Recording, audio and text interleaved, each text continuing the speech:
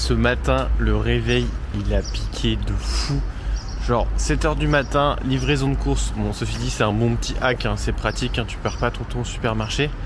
Par contre, j'avais l'impression qu'il était 4 h du mat et que j'allais prendre un avion, dire que ça va être bientôt mes horaires pour la boulangerie. Je crois que je suis pas prêt, va falloir s'entraîner. Salut à tous, je vous emmène aujourd'hui dans les coulisses de ma semaine. On va parler boulangerie, entrepreneuriat, gros hacking, vidéo, on est parti.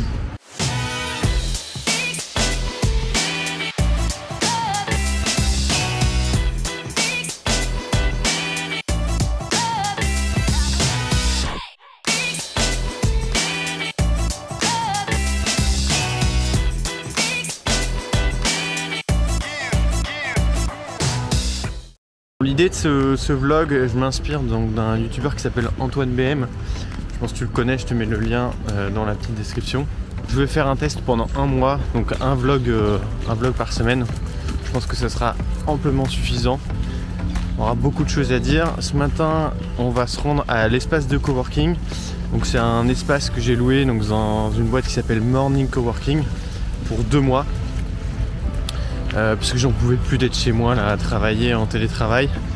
Donc là il y a un peu plus de vie, c'est un peu plus sympa quand même pour bosser et ça met un cadre. Et le lundi matin j'aime bien commencer par revoir un peu le planning de la semaine que j'essaye de faire évoluer un peu en permanence pour optimiser mon temps. On va commencer par un grand café parce que ce matin c'est un peu dur. Et c'est parti.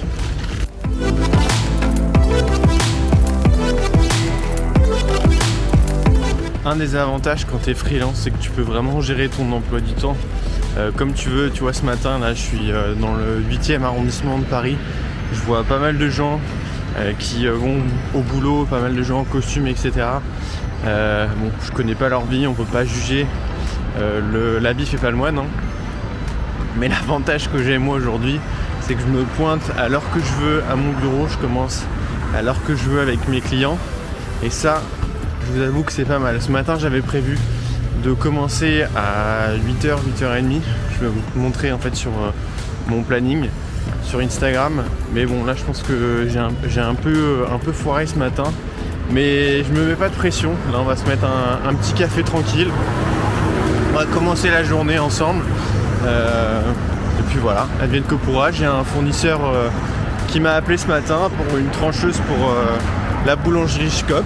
Je vais commencer par ça, je pense que ça va mettre de bonne humeur, tranquille, et puis après on attaquera sur le reste de la journée avec un peu de freelance. L'idée de ce vlog aussi, c'est que ça soit assez spontané. Moi j'adore la vidéo, j'ai fait beaucoup de vidéos capturées des images que j'ai jamais vraiment trop partagées, et aujourd'hui je me dis c'est le moment. En vrai, le ridicule ne tue pas, si ça marche c'est tant mieux. Advienne que pourra, on est parti. Là j'arrive à mon espace de freelance, donc Morning Coworking, et j'ai hâte de prendre ce premier petit café là pour commencer la journée au soleil en terrasse.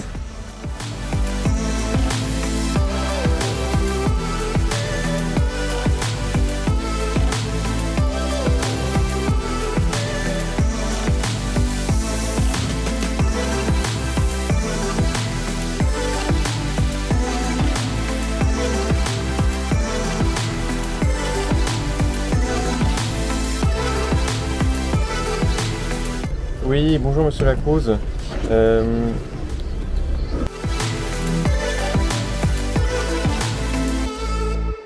Pour essayer d'ennuyer personne, j'ai créé des chapitres du coup dans la vidéo. Donc tu verras sur le player YouTube, tu peux accéder rapidement donc aux différents chapitres. Donc pour ceux qui sont les plus expérimentés, ça vous permettra donc d'éviter notamment la première partie qui doit durer 5 à 10 minutes sur du coup toute l'explication de mon planning, la gestion de mon emploi du temps, quelques techniques pour les freelances. Donc si tu es dans ce cas-là, je te propose directement d'aller au chapitre suivant, donc en milieu de vidéo, et d'aller sur les contenus qui t'intéressent. Et il y a un deuxième petit tips sur le player YouTube, tu peux mettre la vidéo en accéléré jusqu'à x2, donc sur les passages qui t'intéressent le moins. Moi je sais que je fais souvent ça quand je regarde des contenus, des formations notamment, où le formateur prend le temps, pose les choses, etc. et explique. posément. J'aime bien parfois mettre la vidéo en x2 du coup pour vraiment regarder tout le contenu en accéléré, et si besoin je mets pause et je remets en mode normal. Mais voilà, c'est pour éviter que ça soit ennuyeux. Fie-toi aux différents chapitres si tu veux pour accéder au contenu. Et on est parti sur le reste de la vidéo. Je viens de finir le call du coup avec un de nos distributeurs. Donc c'était pour une trancheuse à pain donc de la marque Jacques. Cette trancheuse à pain, elle est hyper performante. Ce qui est bien en fait, c'est que c'est une trancheuse à disque. T'as pas plein de lames. Et apparemment, de ce que mes confrères boulangers ont dit, on avait un meilleur rendu par rapport aux tranches. La qualité des tranches que des trancheuses à lame classique. Bon, après faudra vérifier. Donc vu qu'on va faire un volume de pain assez conséquent, on ne peut pas se permettre d'avoir du matériel qui soit pas de bonne qualité. En tout cas, c'est pas notre vision avec du coup ma petite sœur Cléa sur Shkop. Alors, pour te montrer un petit peu la semaine. Le matin, de préférence, j'évite les meetings, les calls. Bon, ce matin c'était un peu l'exception, mais j'évite de faire des réunions, de programmer des appels.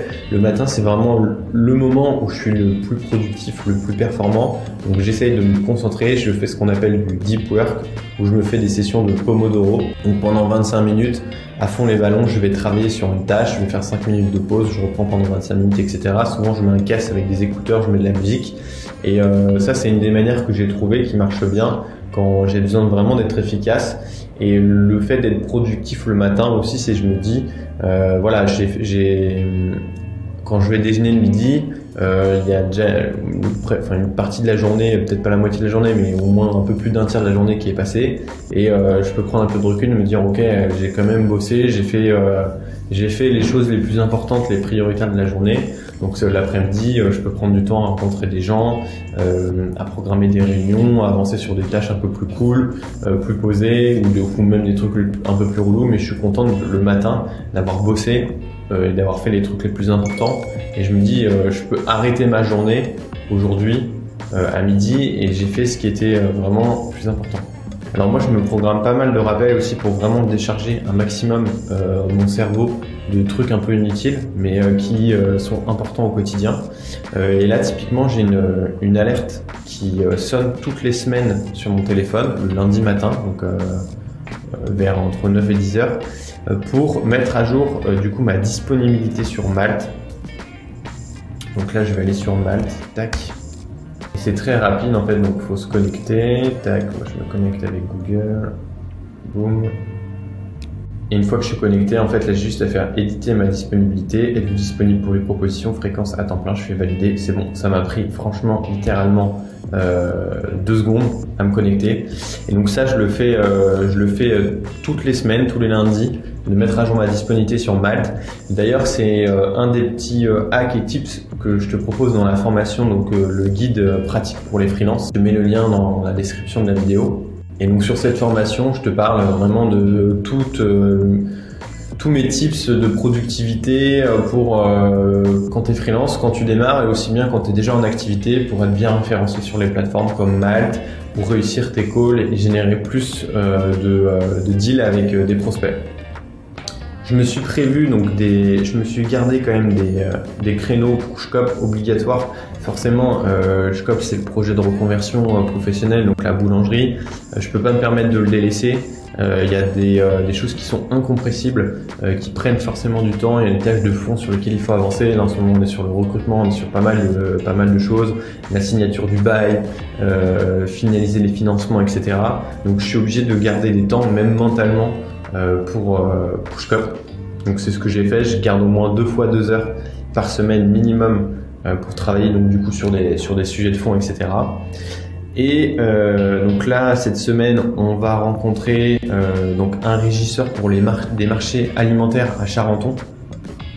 Donc avec Cléa on va faire une partie de notre vente au début. Je pense qu'on n'a pas le choix pour la trésor, etc. Donc de faire des marchés en fait, des marchés alimentaires où on pourra du coup vendre directement nos pains. Et le truc marrant, c'est vendredi, on rencontre le maire de Charenton. Il Donc je lui demanderai s'il est chaud pour s'il est ok pour qu'on filme en tout cas une partie de la réunion, ça pourrait être marrant. Donc voilà, je pense qu'on va parler un peu de notre arrivée en tant que commerçant, futur commerçant dans sa commune, voir s'il y a des synergies à faire, qu'est-ce qu'on peut faire aussi pour peut-être communiquer sur le projet quand on arrive, etc.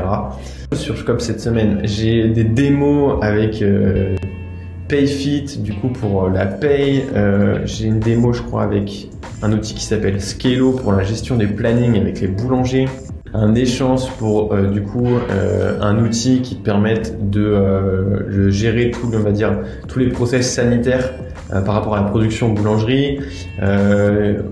On a un comité d'engagement avec France Initiative, avec Cléa, donc c'est pour un prêt à taux zéro et de l'accompagnement. Et en parallèle de ça, donc je suis une formation donc pour apprendre des outils no-code, notamment un outil qui s'appelle Bubble.io, qui te permet, Bubble, ça te permet de faire des plateformes comme Airbnb, Uber Eats, Le Bon Coin, c'est pour créer des marketplaces.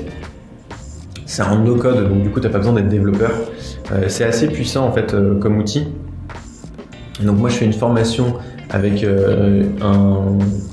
une entreprise qui s'appelle Auto. Donc je salue Thibaut s'il regarde cette vidéo. En cours du soir, donc en nocturne, donc ça fait des semaines assez chargées. Donc j'ai du mentoring en fait 2 fois par semaine, les lundis à 21h et les jeudis à 21h de 1h30. Et sinon toute la semaine en fait je suis en autonomie. Il y a des tutoriels à suivre donc, du coup sur l'outil qui est assez complexe. Et en plus de ça, on arrive sur la fin de la formation. On doit développer toute une marque, enfin tout un projet personnel. Donc là, moi, je fais un projet sur un job board, donc une marketplace de recrutement pour les boulangeries. C'est assez intense. Donc on aura l'occasion d'en reparler cette semaine, je pense. Pour résumer, donc j'utilise donc l'application calendrier, donc iCal, pour vraiment organiser mes semaines. Donc j'ai dessus plusieurs comptes email synchronisés, donc qui soient à la fois personnels, professionnels pour le freelance et pour la boulangerie. Je me suis automatisé des rappels du coup pour me rappeler sur l'application rappel, pour me décharger vraiment mentalement de certains trucs qui sont redondants à faire toutes les semaines, notamment par exemple mettre à jour mes disponibilités sur Malte. Je prévois donc du coup des slots de réunion, je mets 30 minutes par défaut, voire 45 minutes, jamais 1 heure, parce que l'idée c'est vraiment d'être efficace pendant les réunions. Et voilà, après sinon bien manger, bien dormir, essayer de créer ses routines pour vraiment être le plus efficace. Et je pense que c'était Jean de la Roche-Brochard qui a écrit un livre là-dessus. Oui, donc Jean de la Roche-Brochard qui a écrit donc le livre Human Machine. Et je crois que la tagline c'est s'organiser comme une machine pour vivre comme un humain. Et moi je suis très sensible du coup à ce discours-là, de vraiment être maître de son agenda pour pouvoir en fait vivre simplement et profiter pleinement de sa famille, de ses amis, de son couple, de ses ambitions, rêves personnels.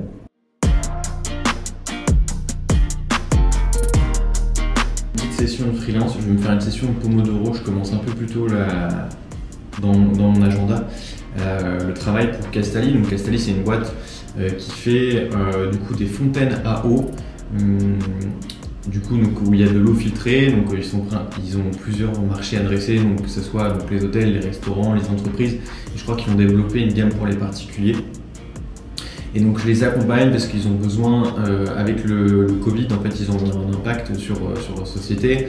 Il y a beaucoup de leur... il y a une partie de leur clientèle en fait qui était donc les hôtels et les restaurants. Sauf que maintenant, vu que c'est fermé avec le Covid, c'est un peu compliqué d'adresser ce marché. Donc ils sont pas du tout en difficulté, mais ils ont besoin en fait d'explorer des nouveaux marchés et de structurer en fait du coup une acquisition, on va dire, un peu plus automatisée, parce qu'il y avait beaucoup de leads, de prospects entrants qui venaient de manière un peu ce qu'on appelle organique, naturelle, donc soit par de la recommandation ou du fait en fait qu'ils étaient bien référencés et visibles. Vu que maintenant c'est un peu du coup en pause entre guillemets jusqu'à temps que les restos, les hôtels ouvrent, il faut qu'ils explorent d'autres marchés en fait, ils allaient chercher d'autres clients. Et donc moi je les accompagne là-dessus, sur vraiment structurer leur partie du coup grosse chez eux, quels outils on utilise, quelles méthodes on met en place, Donc là, je travaille sur en fait, ce qu'on appelle un fichier d'expérience. On va vraiment lister toutes les idées qu'on pourrait mettre en place en fait, pour du coup atteindre leurs différents objectifs. En l'occurrence, ici, c'est d'acquérir de nouveaux clients, d'être plus performant, etc. Et le danger en fait, quand on a un profil un peu comme le mien, on est à la fois, donc, je le répète, entrepreneur, boulanger, gros hacker, enfin bref, du coup qu'on a plusieurs clients freelance, qu'on a des side projects, donc des projets sur le côté de business, qu'en plus on a un gros projet de fond de boulangerie. Le danger, c'est que si on n'est pas organisé, ça peut vite partir en sucette. Donc là, il faut juste que je mette un coup de booster un peu. Donc là, je vais me faire une session de Pomodoro, je vais mettre un casque, du gros son, un peu en mode house, pour vraiment être conditionné et avancer au plus vite. Parce que l'idée, moi, c'est que j'aime pas du tout être en retard, j'aime pas prendre du retard sur l'émission. Et donc là, j'ai eu moins de bande passante en ce moment, donc c'est pas grave, je me conditionne, je me fais une grosse session de travail. Et en fait, dans l'idée de ce que je veux vous dire par là, c'est qu'on n'a pas besoin en fait de prendre des moments vraiment de se dire je me bloque une journée où je fais qu'une tâche.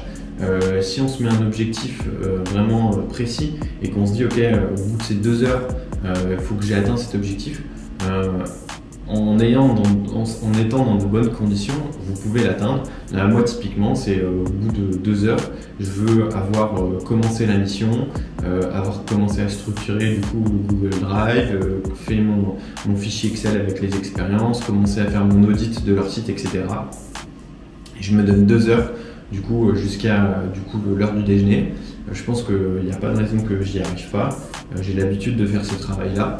Et puis comme ça, au moins, je vais être un peu satisfait de me dire, comme je vous ai dit tout à l'heure, j'aurais commencé le lundi matin, j'aurais fait entre guillemets un des trucs principaux de ma semaine, de ma journée. En tout cas, j'aurais travaillé du coup pour mon client en freelance. C'était ce que je voulais. L'idée, c'est encore une fois, on vend du temps, mais on vend surtout aussi un résultat. Donc le client attend un certain résultat à la fin de la mission.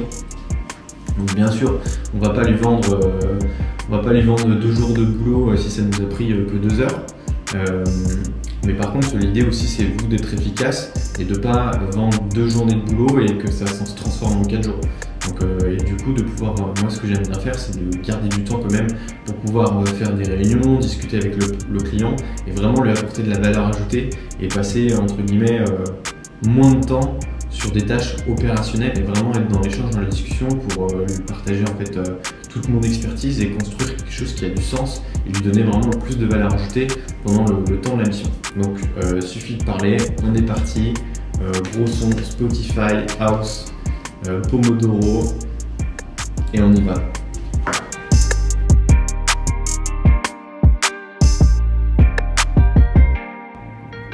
Donc là, on va attaquer sur la partie de la mission freelance pour Castelli. Donc ce que je fais, c'est que j'ouvre, donc là j'ai mon Google Chrome où je vais travailler, j'ouvre mon petit Spotify. Donc moi je me suis créé en fait des dossiers de playlist. C'est hyper pratique d'ailleurs sur Spotify de créer des petits dossiers. Et tu vois là j'ai créé un dossier Work.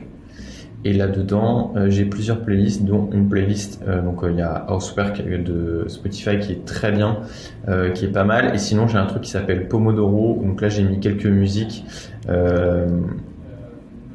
Je mets quelques musiques en fait que je mets en boucle et quand je les écoute, je les assimile en fait à du travail vraiment intense. Et j'utilise du coup une application qui s'appelle, je crois que c'est BeFocused. Voilà. BeFocused et là-dedans, je vais recommencer le chrono, skip, et en fait on peut paramétrer en fait différents slots de tâches de 25 minutes et dès que je lance le chrono là, boum, c'est parti pendant 25 minutes, je vais couper mes notifications et je vais vraiment faire que ça, je vais booster de manière intensive. Donc là je me lance la musique, ça part dans les oreilles et vraiment je vais à fond les ballons pendant 25 minutes et après je me ferai 5 minutes de pause où j'irai respirer, reprendre un peu d'eau, etc. Je me réhydraterai et pendant 25 minutes je suis vraiment coupé et je sais je vais bosser de manière intense du coup sur cet objectif de freelance. dans mon dossier sur le Drive, pour te montrer un peu comment c'est organisé, j'ai du coup un dossier avec par rapport au freelance, hein, donc avec mes clients en cours. Donc je crée toujours un dossier sur le Drive pour mettre en ligne tous les fichiers, vraiment faciliter la collaboration avec mes clients.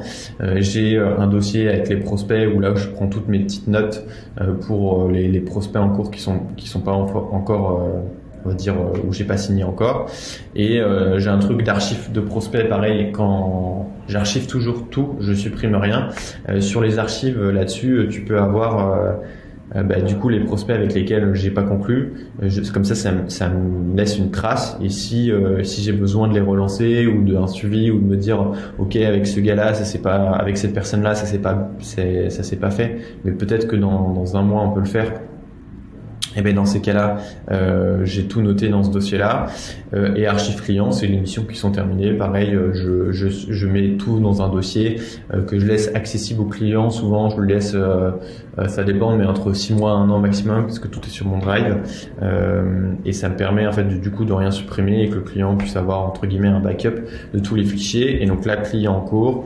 Donc là, je crée donc un nouveau dossier. Boum, pour Castali. Tac. Et on est parti pour du coup 25 minutes, on va dire jusqu'à 12h30, donc 1h30 de travail intensif pour Castali. C'est parti. Là je viens de finir la journée, grosse journée de malade mental en vrai. J'ai fait tellement de trucs aujourd'hui. Le problème c'est que j'ai fait trop de trucs différents, je dirais. Du coup c'est le souci un peu quand tu es sur plusieurs projets, c'est qu'en fait je pense que sur du court terme ça marche. Par contre sur du long terme c'est hyper dur parce que ton cerveau il peut pas être sur plein de projets à la fois. Ça marche pas, tu peux pas être concentré et être disponible sur tous les fronts. Donc faut choisir. Moi j'ai remarqué que je pouvais entre guillemets prendre jusqu'à 3 gros projets différents. Vraiment où mentalement je pouvais être disponible, etc. Au-dessus de 3, ça marche pas, je vais cramer. Après ça veut pas dire qu'on peut pas suivre des petits projets en même temps, mais je peux pas m'investir à 100% sur plus de 3 projets quoi. Bon, et vu que là je suis bien cramé et qu'il est pas encore 19h pour le confinement, je pense que je vais aller me faire un petit tour de vélo pour un peu s'aérer l'esprit avant éventuellement de rebosser un peu en fin de journée. S'il faut, on verra comment ça se passe, mais là il faut faire une petite pause mentale au moins pour se décharger de la journée et passer dans un autre mood pour la soirée et plus être en mode boulot et se libérer un peu le cerveau quoi. Et j'ai testé d'ailleurs un nouveau format là depuis une dizaine de jours en freelance où je fais du coaching, et en fait c'est du coaching on va dire à l'heure. Donc en gros je vends du temps, c'est comme si je faisais un call ou un visio, et pendant 1 heure ou 2 heures on traite d'une problématique, d'un besoin du client. Donc c'est un format qui est pas mal, mais pareil ça demande beaucoup d'énergie quand même d'être à fond disponible pendant 1 heure ou 2 heures de temps, parce que forcément si je me mets à la place du client, il va payer. C'est l'approche elle est différente, on paye pas en termes de mission de rendu, on paye un expert pour 1 heure, donc on a vraiment envie que l'expert ou le coach débloque la situation. En tout cas c'est comme ça que je le vois. Si je payais un expert 1 heure, j'aurais vraiment envie de rentabiliser l'heure de coaching. Donc je teste, on va voir si c'est trop prenant ou pas, je pense que j'arrêterai. En tout cas pour l'instant ça marche, et ça marche aussi avec du coup des clients, la dame dit même pas pardon. C'est pas grave. Ouais, elle s'est excusée. Et du coup sur les clients en cours, je fais ça aussi en fait. Ça veut dire que je fais plus d'opérationnel pour eux. Par contre je peux leur vendre du temps, des petites heures à droite à gauche pour du coup répondre à des besoins, des problématiques, des optimisations, etc. Et donc du coup là c'est pareil, ça reste intéressant en termes de mission, parce que du coup on est sur des trucs un peu plus macro, un peu plus stratégiques, et on n'est plus dans le fond les ballons de l'opérationnel. Ça veut dire qu'on n'est plus aussi forcément indispensable à la boîte, et moi c'est vraiment ce que j'aime faire en freelance. C'est pas me rendre indispensable, c'est vraiment que le client puisse être autonome, donc soit se former, soit trouver des personnes qui puissent gérer ce qu'on a mis en place. Mais j'aime pas du tout me rendre indispensable pour un client, c'est vraiment un truc que j'aime pas faire.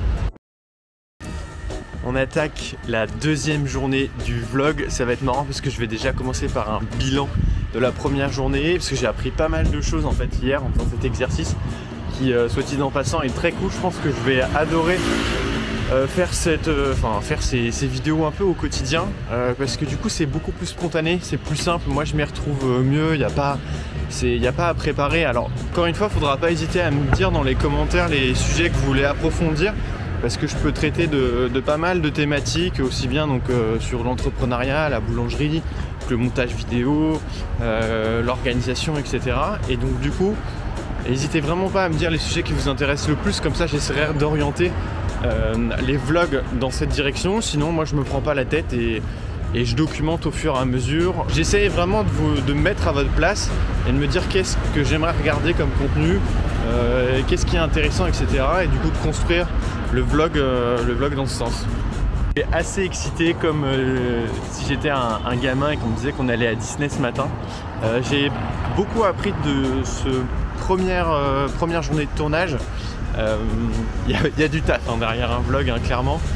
Faut épurer, faut couper, parce que on parle de beaucoup de choses.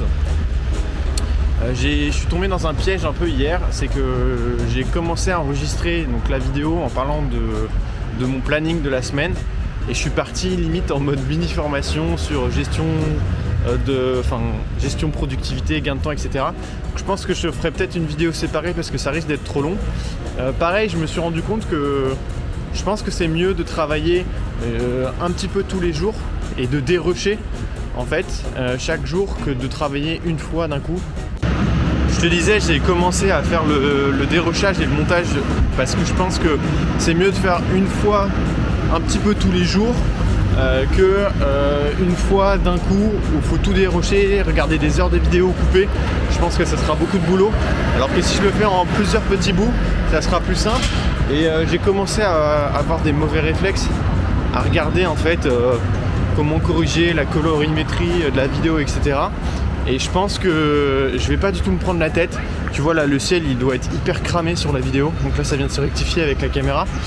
Mais je pense que c'est ce genre de contenu, c'est vraiment pour partager de la valeur ajoutée en fait. On s'en fout de l'image, etc. Je pense que j'investirais peut-être dans un micro pour que le son soit de meilleure qualité. Mais en vrai, j'en ai rien à foutre de l'image. J'en ai rien à foutre que ça soit méga beau ou pas. Et pour autant, c'est vraiment un sujet sur lequel je suis sensible, que les choses soient belles, etc. Mais là, ça va me faire gagner du temps au montage. Et je vais vraiment me concentrer sur les messages et ce sur quoi je peux vous partager plutôt que sur de la technique. Et c'est en ça que cette petite caméra est hyper pratique. Aujourd'hui, c'est une journée un peu plus tranquille, un petit peu de freelance, je termine des missions. Et j'ai surtout une nocturne ce soir, en fait une formation en cours du soir, où on parle du coup de l'outil Bubble dont je t'ai parlé hier. Ça va être l'occasion pour moi de te présenter la plateforme que je suis en train de monter, donc, qui est une plateforme dédiée au recrutement pour les boulangers, les boulangeries. Donc je t'en dis pas plus et c'est parti. Petit running des familles, je suis pas un grand sportif, mais là avec ce temps magnifique c'est bonnard. Et puis je pense que c'est important de faire du sport, un peu de décharger la pression avec tous les projets. En tout cas là c'est juste sublime, c'est ouf. Un petit moment de bonheur.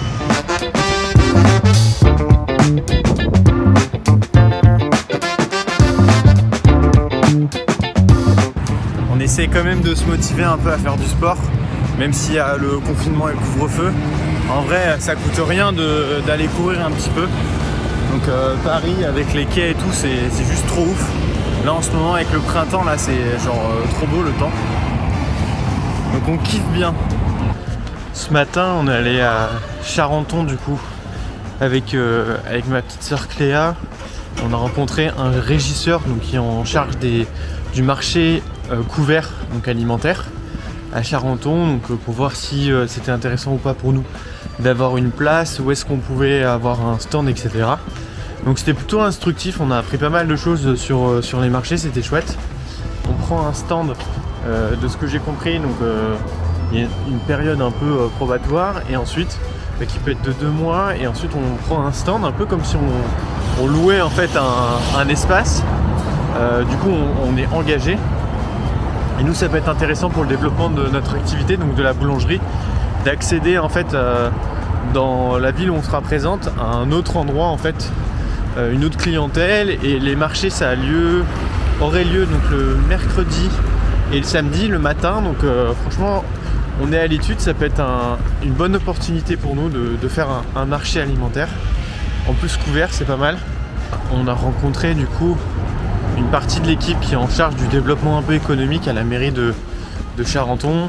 Parce que là du coup on est en phase de recrutement pour Shcoop, donc on cherche des chefs boulangers et des vendeurs pour la boutique. Et du coup on s'appuie un peu sur tous les canaux disponibles pour le recrutement, dont en l'occurrence aussi la mairie de Charenton qui peut avoir un vivier de candidats. Et là c'est parti, je me rends à l'espace de coworking cet après-midi pour bosser du coup sur la plateforme de recrutement que je suis en train de mettre en place là sur l'outil Bubble. J'ai fait une formation hier soir, encore là on est sur la dernière ligne droite de la formation, donc ça avance petit à petit. Je sais pas si je vous présenterai directement la plateforme dans ce vlog, peut-être pas, je pense la semaine prochaine, comme ça je garde un peu de trucs à dire sous la main. Et on continue la journée d'entrepreneur.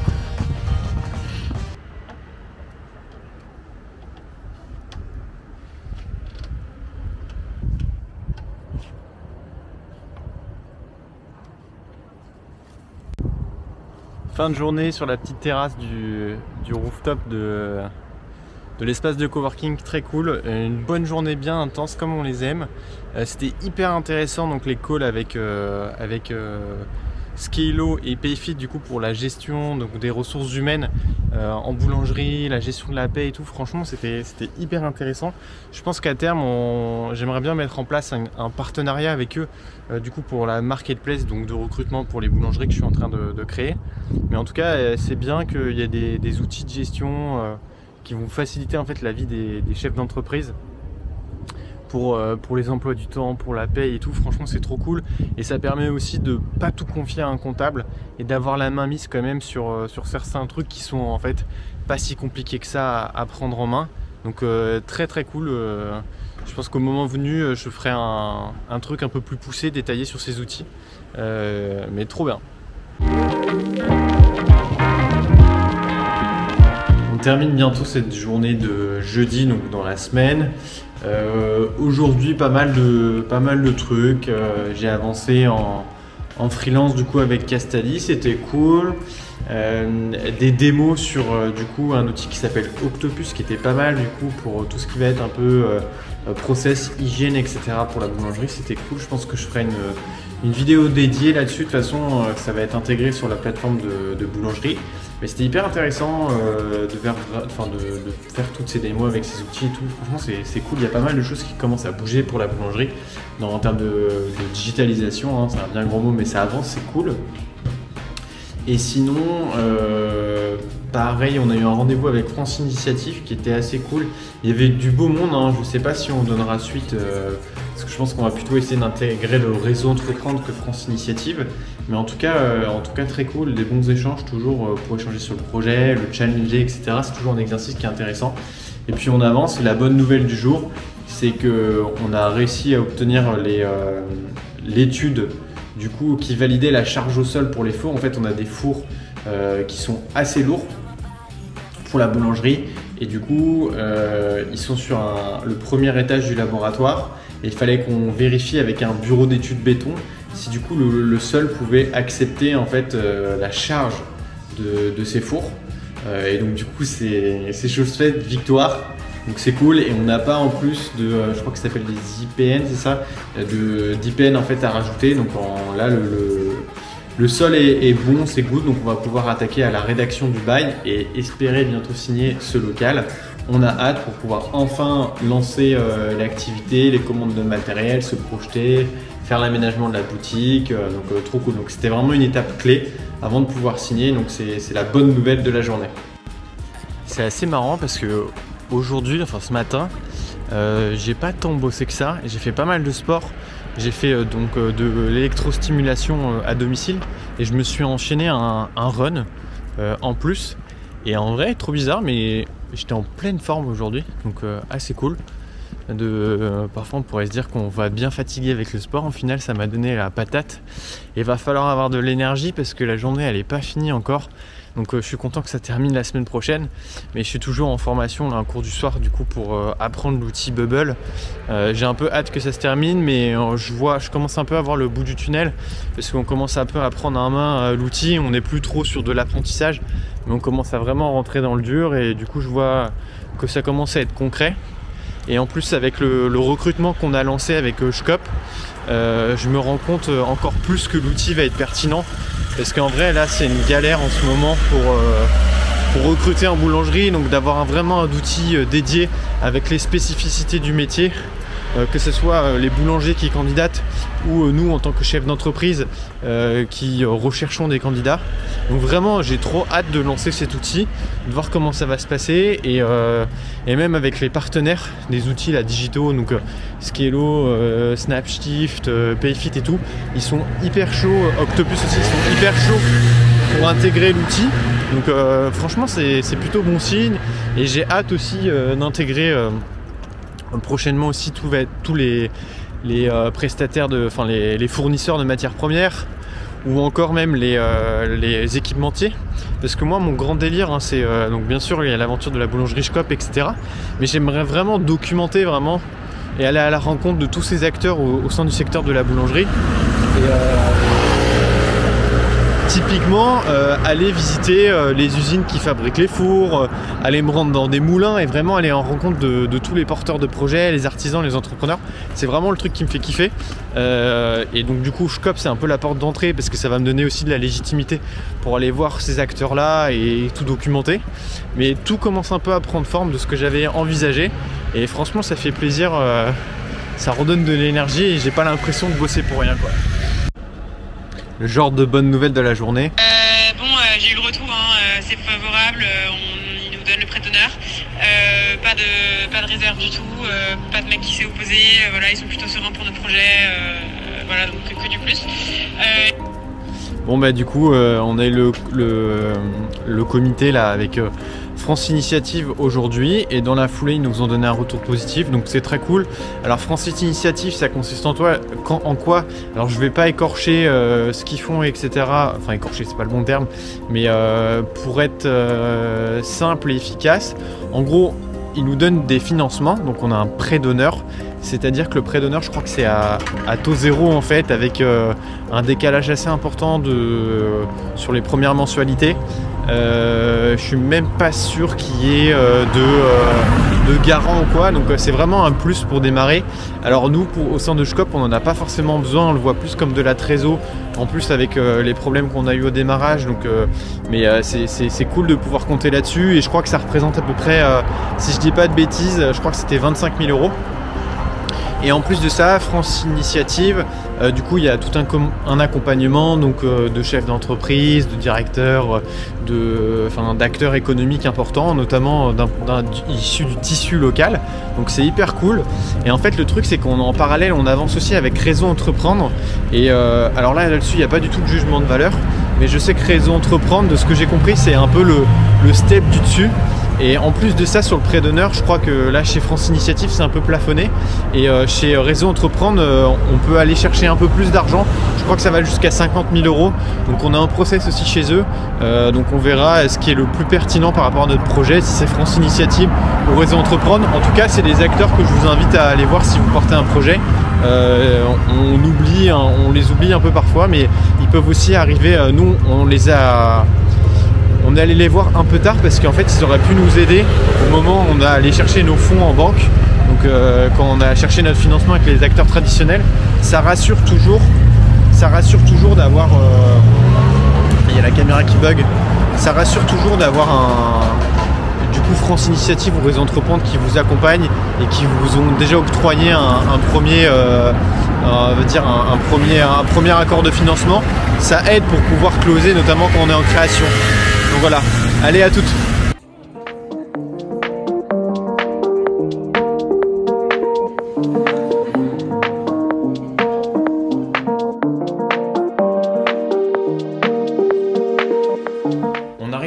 fin de ce premier vlog. Aujourd'hui c'était très cool, on est allé à Charenton-le-Pont, donc plus précisément à la mairie. On a pu rencontrer donc monsieur le maire et ses équipes. Je te montre en vidéo la salle de réunion où on a été reçu, assez classe. Puis avec Cléa, on a eu la chance de pouvoir visiter le reste du bâtiment, le reste de la mairie. Donc là, c'est la salle du conseil. Et ici, c'est la salle des mariages.